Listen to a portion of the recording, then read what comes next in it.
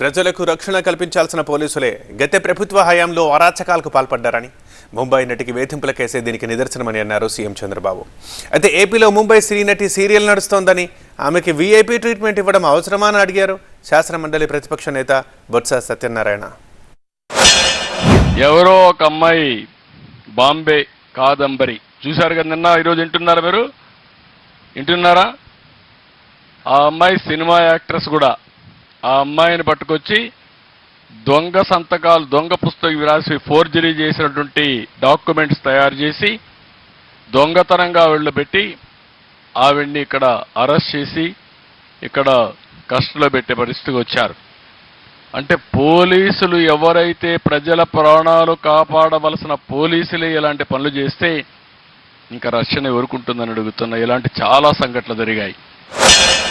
3-4 రోజులు పెట్టి ఒక సీరియల్ చూస్తున్నాం. అది అవసరమా? అదంత అవసరమా? విఐపీ ట్రీట్మెంట్లోకి వచ్చి ఎయిర్పోర్ట్ నుంచి ఒక విఐపీని తీసుకొస్తుంది, బాత్రూమ్ హాస్పిటల్ తీసుకున్నట్టు వచ్చి తీసుకొస్తాను కదా. ఏంటి వాటి నాన్ సెన్స్? ఏమవుతుంది ఈ వ్యవస్థ? విఐపీ ట్రీట్మెంట్ ఇచ్చి మాకు విఐపీ ట్రీట్మెంట్ ఇప్పటికి వచ్చి ఎన్ని రోజులు అయిందండి. నేను ఏ రోజు నాకు తీసుకున్నా? ప్రభుత్వం బిజీగా ఉన్నారులే, చేస్తారులే.